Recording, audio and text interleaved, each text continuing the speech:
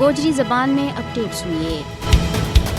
بھارت کا غیر قانونی قبضہ جموں کشمیر میں موت اور تباہی کو نہ ختم ہونا وہ سلسلہ جاری ہے۔ قابض بھارتی فوجی بڑی بے دردی کے نام کشمیریوں کو قتل عام کر رہا ہے۔ بھارتی فوجیوں نے اپنی ریاستی دہشت گردی کی نوئی کارروائی کے دوران گزرے دیہڑے دیوسر کولگام میں 2 کشمیریوں نے شہید کر دیتا ہے۔ بھارتی فوجیوں نے اس دوران ایک مکان نہ بھی تباہ کیا۔ 2 دن پہلے بھارتی فوجیوں نے پہلگام اسلام آباد میں بھی 3 کشمیریوں نے شہید کیا تھا۔ مقبوضہ کشمیر میں نوجوان نہ صرف ماورائے عدالت قتل کیا جا رہی ہے بلکہ قابض فوجی شہید نوجوانوں کی میت انہاں کارانہ کے حوالے کرنے کے بجائے دور دراڑے علاقہ میں دفن کر رہا ہے۔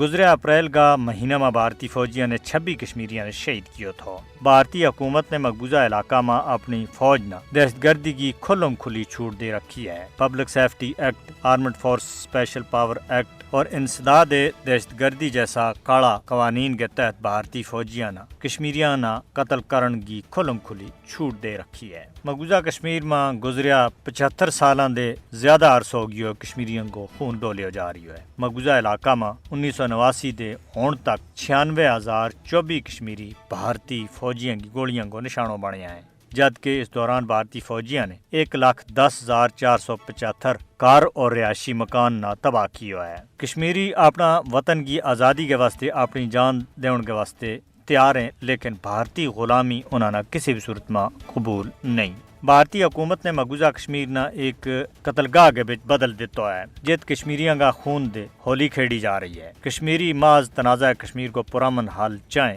مگر بی جے پی کی دہشت گرد حکومت کے دوران کشمیری عوام پر مظالم میں بڑی حد تک بد ہوا ہے۔ مقبوضہ کشمیر میں دولوں نالوں کشمیریوں کو خون بین الاقوامی برادری کے واسطے بہت بڑا سوال ہے۔ ظالم فسطائی مودی انسانیت کا چہرہ کے اوپر ایک بدنما داغ ہے، لیکن اس نے پتہ ہونا چاہیے کہ وہ کشمیریوں کو قتل عام کے ذریعے ان کی تحریک آزادی نہ کسی بھی صورت میں دبا نہیں سکتا۔